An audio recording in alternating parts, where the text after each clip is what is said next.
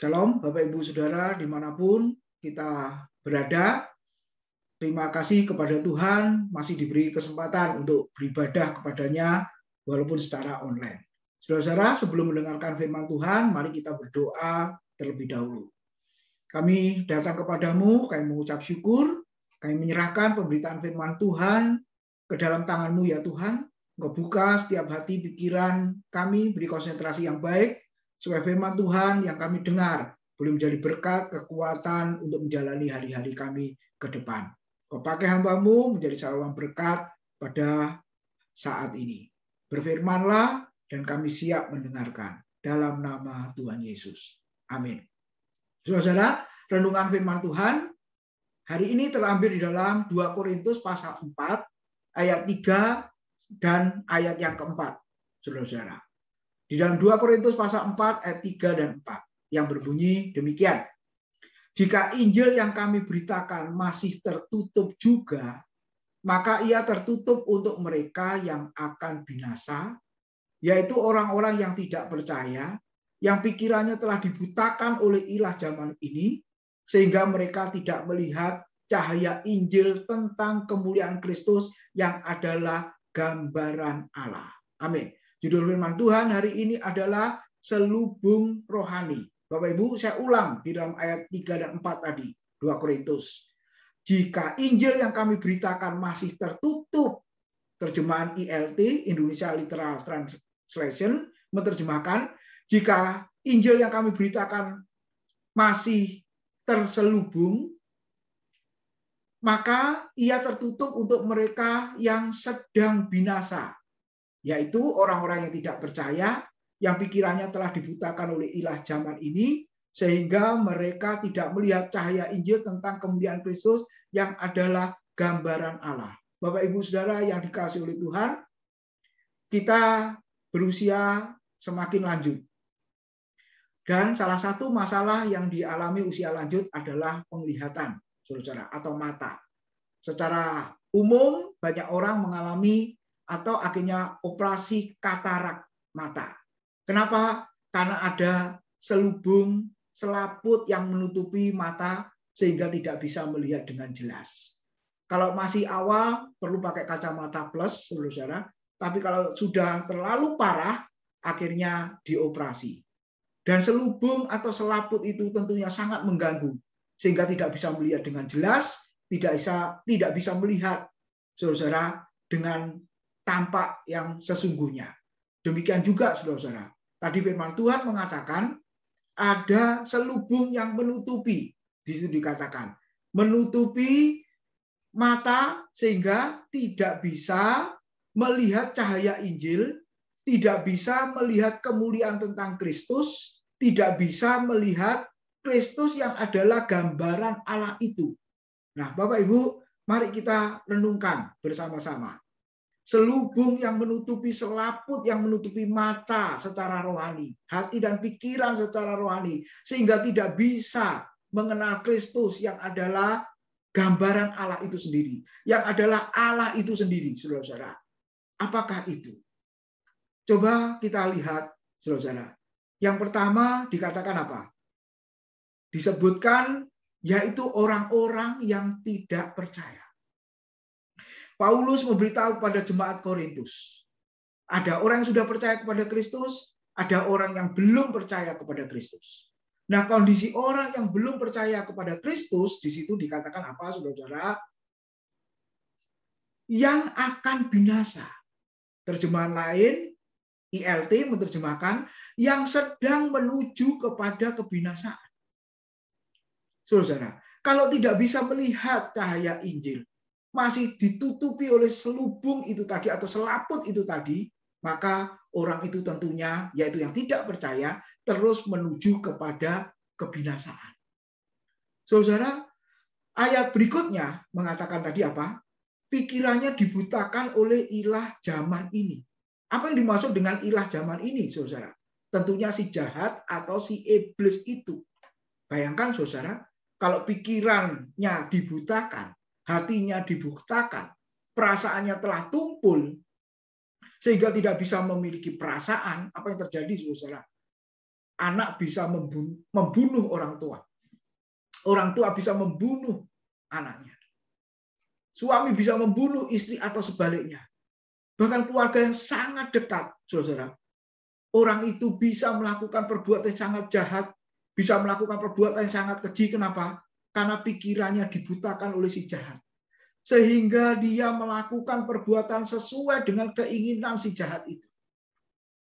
Itulah kondisi orang yang belum percaya kepada Tuhan. Yang Paulus katakan di dalam bagian ini. Lalu berikutnya apa, saudara? Mereka tidak pernah bisa melihat cahaya Injil. Akhirnya mereka tidak dapat melihat kemuliaan Kristus.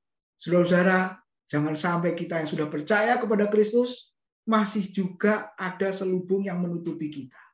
Sehingga kita tidak bisa melihat cahaya kemuliaan Kristus. Cahaya Injil itu. Bapak Ibu Saudara, setiap kita mendengar firman Tuhan, apakah kita bisa menemukan Kristus di sana? Kita bisa melihat cahaya Injil di sana. Kita bisa melihat Kristus yang dimuliakan di sana ketika kita mendengarkan firman Tuhan. Ini yang menjadi renungan dan pertanyaan kita. Bahkan kita yang berkhotbah yang menyampaikan firman Tuhan. Kita mengkhotbahkan apa? Kita mengajarkan apa? Kita memberitakan apa, saudara-saudara? Kalau kita tidak mengkhotbahkan Kristus, jangan harap jemaat menemukan Kristus. Jangan harap orang yang mendengar khotbah yang kita beritakan melihat cahaya kemuliaan Kristus. Karena kita khotbah yang lain. Bukan Kristus-sentris, saudara-saudara, tapi antroposentris. Kita khotbah yang lain yang tidak pernah diajarkan oleh Alkitab. Oleh sebab itu biarlah kita punya komitmen seperti Paulus. Di 1 Korintus pasal 2 ayat 2 dia mengatakan apa? Aku tidak mau memberitakan yang lain. Aku tidak mau khotbah yang lain. Kecuali Yesus yang telah mati dan bangkit. Yesus yang telah disalibkan itu. Aku tidak mau khotbah yang lain. Saudara-saudara, bagaimana dengan kita? Biarlah kita khotbah Kristus. Kenapa, saudara? Karena ketika kita khotbah Kristus, kita boleh memberitakan, menyampaikan, saudara-saudara, mengungkapkan cahaya kemuliaan Injil yang adalah Kristus itu sendiri kepada orang yang belum percaya kepadanya. Ketika mereka melihat Kristus, saudara, Roh Kudus bekerja, maka menyingkapkan selubung yang menutupi mata, hati, dan pikirannya. Saudara, yang pertama yang kita renungkan, bagi kondisi orang-orang yang belum percaya kepada Yesus, yang menuju kepada kebinasaan, kita berdoa, saudara, supaya mereka boleh diselamatkan. Mereka boleh menemukan Kristus. Mereka boleh melihat cahaya Injil. Lalu kita boleh melihat di dalam 2 Petrus pasal 3 ayat 9. Di situ dikatakan apa, saudara? Tuhan tidak lalai menepati janjinya, sekalipun ada orang yang menganggapnya sebagai kelalaian. Tetapi Tuhan itu sabar terhadap kamu, karena Ia menghendaki supaya jangan ada yang binasa, melainkan supaya semua orang berbalik dan bertobat. Saudara-saudara, Allah itu panjang sabar. Mungkin ada orang yang berkata, suamiku paling sabar, istriku paling sabar, anak-anakku paling sabar, orang tuaku paling sabar. Tapi kesabaran manusia itu ada batasnya. Benar, saudara? Tapi Alkitab mengatakan Allah itu panjang sabar. Tapi jangan kita bersukacita dan bersyukur terus. Dan kita mengatakan apa? Allah itu panjang sabar, aku terus berbuat dosa. Aku tetap hidup jahat. Toh dia sabar, dia nanti akan mengampuniku dan lain sebagainya. Oh, tunggu Bapak Ibu. Ternyata kesabaran Tuhan pun juga ada batasnya, saudara-saudara. Coba kita kembali di dalam kitab Kejadian, kita mundur ke belakang di kitab Kejadian.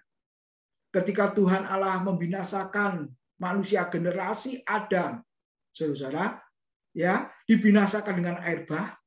Kalau Bapak Ibu baca di sana, apakah Allah itu langsung menghukum dengan menurunkan hujan air bah, Bapak Ibu Saudara, di mana sungai meluap, lalu air dari dalam tanah keluar, dari bawah keluar air, dari atas hujan keluar air juga, sehingga semua binasa orang-orang generasi Adam pada masa itu. Pertanyaannya, apakah Allah langsung menghukum? Kalau kita teliti membaca, ternyata tidak, saudara-saudara. Kita diperlihatkan di situ yang namanya panjang sabarnya Tuhan. ketika Tuhan memerintahkan Nuh untuk buat bahtera. Nanti Bapak Ibu baca di sana. Nuh berumur 500 tahun. Lalu waktu Nuh berumur 500 tahun, Nuh membuat bahtera. Pertanyaannya, apakah Nuh hanya sekedar membuat bahtera? Karena hanya Tuhan yang memberitahu kepada Nuh, sebentar lagi air bah akan turun dan membinasakan orang-orang pada zamannya. Alkitab mengatakan Nuh mendapat kasih karunia Tuhan. Nuh hidup benar dengan tidak bercacat celah di hadapannya. Saudara, tidak seperti orang-orang pada zamannya. Lihat, saudara, apakah Nuh diam saja? Kalau Bapak Ibu baca 2 Petrus pasal yang kedua. Coba kita lihat. Di situ dikatakan, di dalam 2 Petrus pasal yang kedua, saudara-saudara, firman Tuhan mengatakan ayat yang kelima. Dan jikalau Allah tidak menyayangkan dunia purba, tetapi hanya menyelamatkan Nuh, perhatikan, pemberita kebenaran itu dengan 7 orang lain ketika ia mendatangkan air bah atas dunia orang-orang yang fasik dan seterusnya. Perhatikan Bapak Ibu, Nuh dikatakan pemberita kebenaran. Berarti ketika Nuh diperintahkan Tuhan untuk buat bahtera, itu tidak hanya buat bahtera, tetapi Nuh juga berfungsi sebagai nabi, yaitu memberitakan kebenaran, memberitakan firman, mengajak orang pada zamannya untuk kembali kepada Tuhan. Untuk hidup dalam pertobatan, jangan terus hidup dalam kejahatan, saudara-saudara. Tapi apa yang terjadi, saudara-saudara? Waktu kesabaran Allah habis, sehingga Tuhan menurunkan air bah. Kapan air bah diturunkan, saudara-saudara? Ketika Nuh berumur 600 tahun.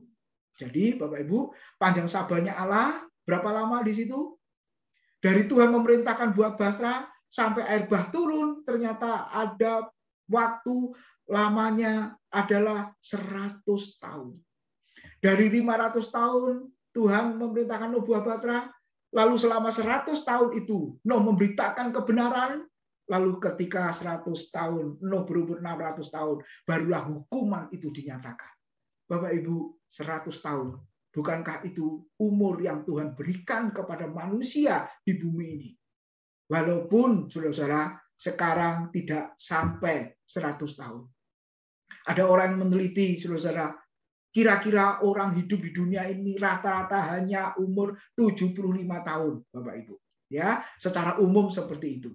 Tapi intinya adalah panjang sabarnya Allah diberikan kepada saya dan saudara kapan? Ketika saya dan saudara masih hidup di dalam dunia ini. Oleh sebab itu, jangan sia-siakan kesempatan. Jangan sia-siakan hidup. Jangan sia-siakan umur yang Tuhan berikan kepada kita, Bapak Ibu Saudara. Biarlah kita gunakan panjang sabarnya Tuhan itu untuk kesempatan hidup menyenangkan Dia. Bukan kesempatan hidup dalam dosa. Bukan kesempatan hidup dalam kenajisan. Bukan dalam kesempatan hidup mendukacitakan hati Tuhan. Tapi biarlah kita kembali kepada Tuhan. Ingat, Tuhan memang panjang sabar. Tapi panjang sabarnya Dia juga ada batasnya. Oleh sebab itu, Bapak Ibu, lagu yang seringkali kita dengar, kita nyanyikan di ibadah duka cita atau penghiburan, apakah itu, saudara-saudara? Hidup adalah kesempatan. Kesempatan untuk apa? Kesempatan untuk melayani Tuhan. Kesempatan untuk bekerja bagi Tuhan. Kesempatan untuk hidup berkenan di hadapan Tuhan. Itulah kesempatan yang Tuhan masih berikan kepada kita. Oleh sebab itu, kita kembali di dalam 2 Korintus pasal 4, ayat yang ketiga dan 4 tadi, saudara. Kalau Injil yang kami beritakan masih tertutup juga, maka ia tertutup juga bagi saudara mereka yang akan binasa. Tetapi bagi orang yang diselamatkan, saya dan saudara sudah dibukakan. Selubung itu sudah disingkapkan. Sehingga kita bisa melihat terang cahaya Injil yang membicarakan kemuliaan Kristus. Saudara, hari Jumat Agung kemarin, kita sudah merayakan kematian Kristus. Di atas kayu salib, demi menebus dosa saya, dosa saudara, dosa orang-orang yang percaya kepada Dia.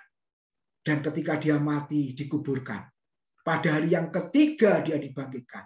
Dan kita sudah mengalami kebangkitan Kristus itu. Memperingati kebangkitan Kristus itu. Dan apa yang terjadi, saudara-saudara? di tengah-tengah suasana kebangkitan, para murid pun juga tidak mengenal siapa Kristus. Saudara-saudara, ini satu hal yang sangat aneh. Di dalam Lukas pasal 24, kalau Bapak Ibu baca di sana, Kleopas dengan temannya tidak bisa mengenal Yesus karena ada selubung yang menutupi mata, hati, dan pikirannya, sehingga tidak bisa mengenal Yesus dengan utuh.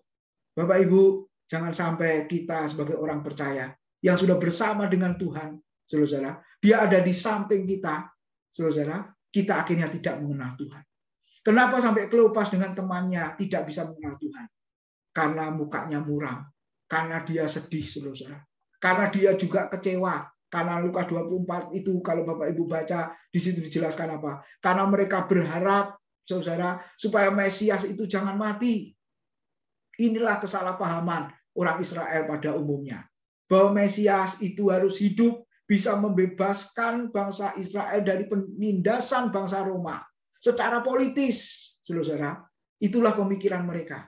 Tapi sebenarnya Yesus datang sebagai Mesias bukan membebaskan secara politis, saudara, tetapi membebaskan secara rohani, yaitu membebaskan dosa orang-orang sehingga mereka boleh kembali kepada Tuhan.